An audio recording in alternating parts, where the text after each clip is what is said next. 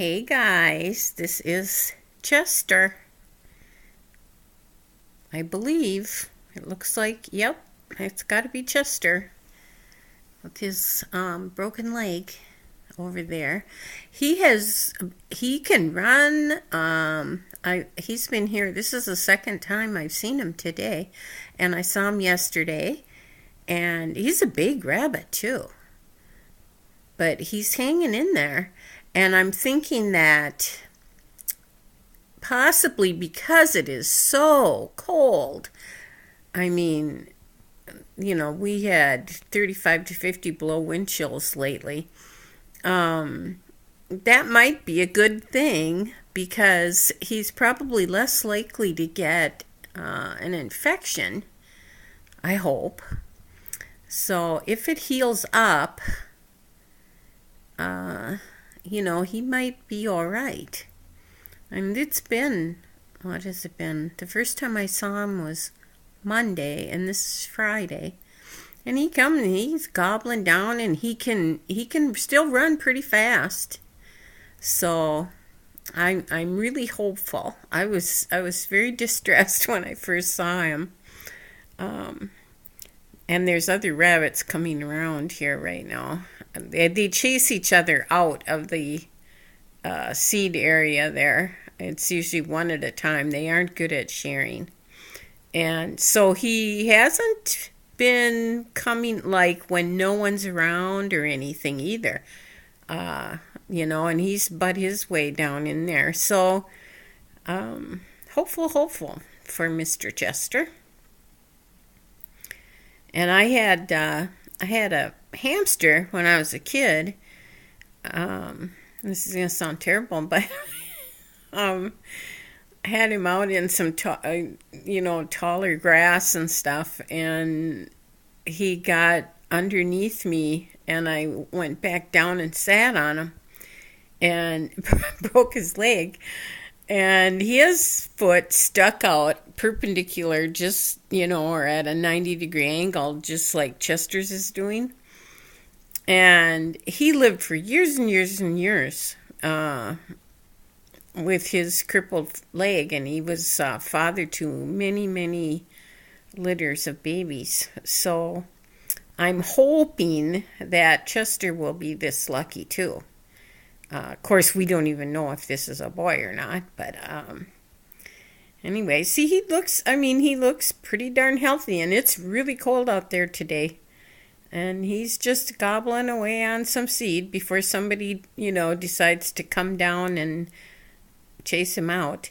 And even though he's got the broken leg, they aren't like taking advantage of him, like chasing him out sooner or anything like that. So he's holding his own out there in the wild, in the cold Fargo weather out there.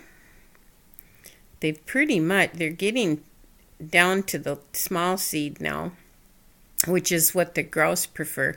The girls were here earlier, but they are the ones who are eating up the black oil sunflower seeds, the rabbits, because the grouse don't seem to want to eat that. They eat the tiny seeds.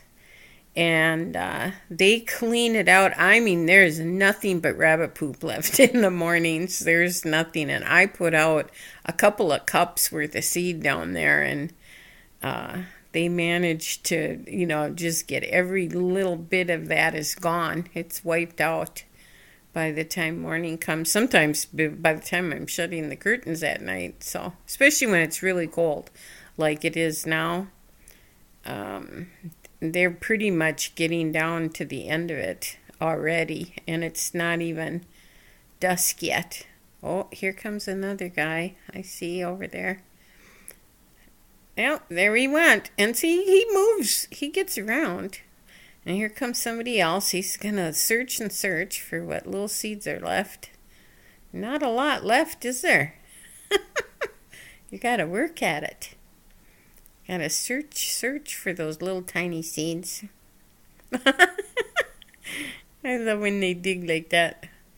And the grouse kick with their feet. They scrape with their feet and kick up. Because some of the seeds kind of sink down, and I think they get frozen into the ground. Yeah. Anyway, so that's what's happening with Mr. Chester, our little guy. Oh, no. Oh, here comes somebody else. Oh, I love it. The rabbit games have begun. Yeah. This one wants us out. I think they know there isn't as much left, too.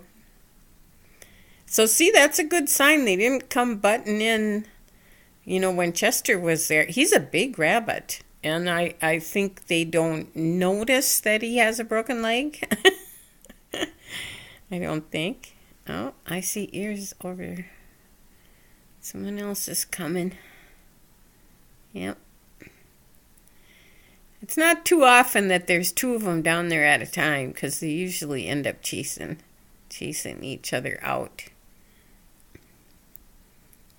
And they're so funny to watch. I just love this. He says, "Not yet. I'm not done." Oh, gosh. They're so pretty, though. Yeah. Surprising how much they're out and about when it's so cold. Oh, my gosh. Anyway, well, oh, goodness sakes. See how easy it is to spend time doing this? Almost 7 minutes. Okay, I'll let you go. Bye.